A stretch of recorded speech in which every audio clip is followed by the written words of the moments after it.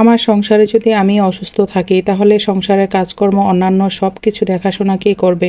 তো আমি কিন্তু বেশ অনেক দিন অসুস্থ ছিলাম, কি বলবো, মানে অসুস্থতার কারণে সংসারের এমন একটা অবস্থা হয়েছে, বাসা ঘর বাড়ি বিছানাপত্র কোনো কিছুর দিকে তাকানো যায় না, এরকম একটা খারাপ অবস্থা হয়ে গেছিল। তো হ্যালো এভরিওয়ান, আসসালামু আলাইকুম, সবাই কেমন আছেন? আশা করি ভালো আছেন। আমিও আলহামদুলিল্লাহ আল্লাহর রহমতে সামান্য কিছুটা সুস্থ হয়েছি, এখনও পুরোপুরি সুস্থ হয়নি। ওষুধ ট্রিটমেন্ট চলতেছে, ডাক্তার দেখাইছি, আবার ডাক্তার 1 মাস পরে যেতে বলছে, যে দেখাইতে হবে। তো গলার সাউন্ডটা শুনে অবশ্যই বুঝতে পারতেছেন পুরোপুরি এখনও ঠিক হয়নি আমি। তো যাই হোক, এর মধ্যেই কিন্তু আমার সংসারের 12টা বেজে গেছে, মানে কি বলবো, সব কিছু ডিসিপ্লিন এলোমেলো হয়ে গেছে। তো এই যে ঘরে অনেকগুলো কাঁঠালের বিচি ছিল, এই কাঁঠালের বিচিগুলো আমি এত যত্ন করে রেখেছিলাম, কিন্তু এখন দেখি এগুলো সব নষ্ট হয়ে যাচ্ছে।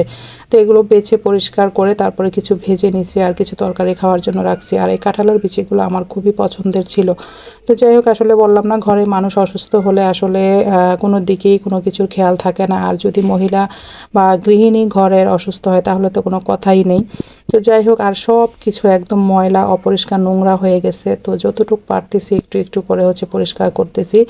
এর মধ্যেও কিন্তু আমার বাড়ি থেকে আমার ভাইয়ের বউ এসেছে আমাকে দেখার জন্য। সে এসে অনেক অনেক কাজ আমাকে করে দিয়ে গেছে, কারণ এত পরিমাণে সব কিছু নোংরা ময়লা হয়েছে, কি বলবো, আমি করতে পারতেছি না। আমার ইচ্ছে থাকলেও আমি করতে পারতেছি না। আর আমি এত পরিমাণে অসুস্থ হয়ে গেছি যে মানে কি বলবো, যে এই অসুস্থতার থেকে রিকভারি করা আমার অনেক সময়ের ব্যাপার।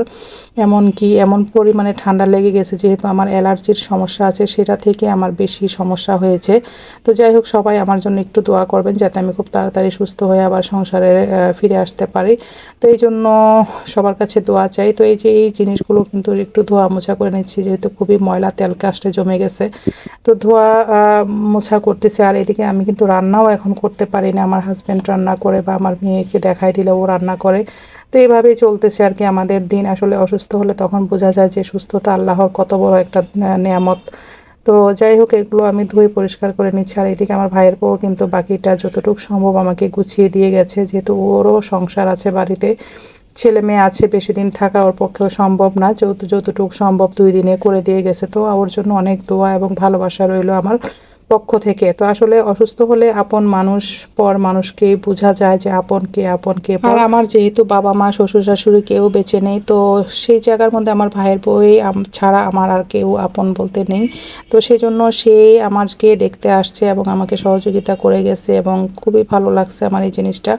তো যাই হোক, কথা বলতে বলতে আপনাদের সাথে কিন্তু অনেক কাজ করে ফেলছি। আর এই যে দেখেন, এখানে এই বক্সগুলোর মধ্যেও কিন্তু খাবারের জিনিস রাখি। আর প্লাস্টিকের জিনিসটা এমন যে এগুলো একবার ওয়াশ করে রাখার পরে পরবর্তীতে আবার ওয়াশ করে শুকিয়ে না রাখলে কিন্তু কোনো কিছুই রাখা যায় না, ব্যবহার করা যায় না। এই জন্য আমার কাছে এই প্লাস্টিকের কৌটাগুলো ভালো লাগে না।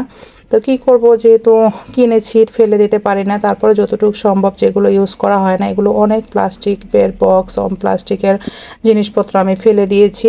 তো এই জিনিসটা রেখেছি এটার মধ্যে। এখন আমি আগে মুড়ি রেখেছিলাম, তো এখন আমি এটা ধুয়ে রাখতেছি, দেখি কি রাখা যায় পরিষ্কার করে। তো এই যে আসলে জিনিস যত্ন করতে হয়, সব জিনিসই যত্ন ছাড়া কোনো জিনিসই কিন্তু ভালো থাকে না। সংসারটা এরকমই, মেয়েদের গুছিয়ে রাখা, মেয়েদের সব কিছু যত্ন করে রাখা, পরিষ্কার পরিচ্ছন্ন করে রাখা, এই জিনিসটা মেয়েরাই করতে পারে। তো আজকের ব্লগটা আমি এখানেই শেষ করে দিচ্ছি। সবাই ভালো থাকবেন। আজকের মতো আল্লাহ হাফেজ।